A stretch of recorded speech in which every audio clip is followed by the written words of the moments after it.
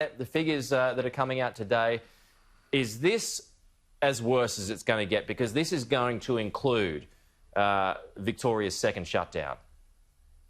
Good morning, Pete. Look, I think we're set to see a rolling set of further disappointing news, I think, over the coming months. And we saw, you're right, we've got labour force on at 11:30 this morning. We saw overnight the OECD report that's come out, which basically has a bit of a setback for Australia, a slight improvement in the 2020 economic data. But for 2021, there's much less bounce. We don't have Australia getting back to trend growth until 2022.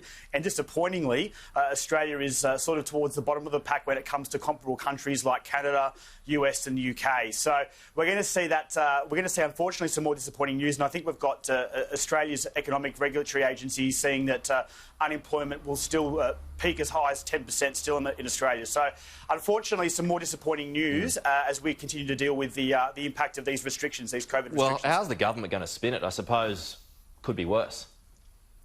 Yeah, well, that's right. And I think this OECD data today and report is basically there's mixed news. There's news for everybody. For the federal government, I think its message about those borders coming up and stopping. There's some news there from the OECD which basically warns against that prolonging the economic downturn. So I think the government will rightly jump on that. I think for Labor, there's some news in the OECD report which goes to the risks around unwinding those stimulus measures too soon. We've seen Anthony Albanese and Jim Chalmers consistently pushing the case when it comes to retaining JobKeeper for longer to sort of boost and to keep that economic recovery on a smoother trajectory. So we'll see, I think, as we always do, these reports have something in it for everybody. What about, just changing topics, just onto this debate over the last 24 hours about increasing the caps of returning Australian travellers. So it's going to be increased from 4,000 to 6,000. What's your view of that? It's still some way short, I guess, of the total number of people who want to get home.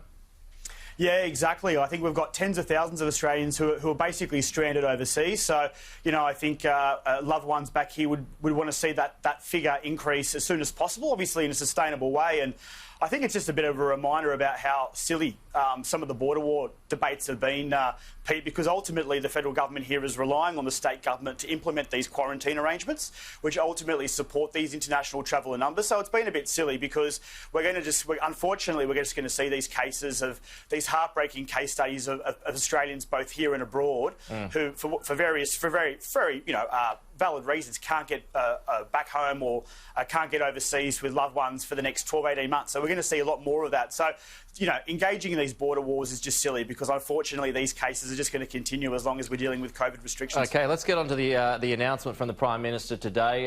It's the third energy announcement this week from the government. So there's going to be more of a focus on hydrogen and so-called green steel. This is a pivot away from wind and solar because the government says it doesn't really need to subsidise that anymore because it's getting plenty of love from the private sector. How does this play into the climate wars?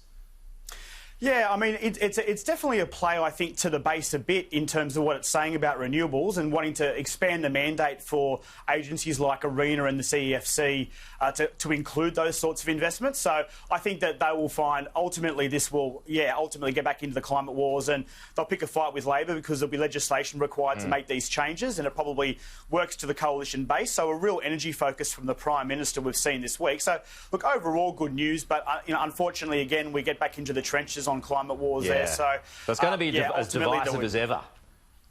Yeah, it just doesn't seem to go away, does it? And I think if you talk to business, they've been saying this for 10 or 15 years, and unfortunately decision makers on both sides really haven't got the message that what we need is certainty and stability, and we just need a legislative framework which is robust and both sides ultimately support. And it just looks like we get further and further away after each announcement.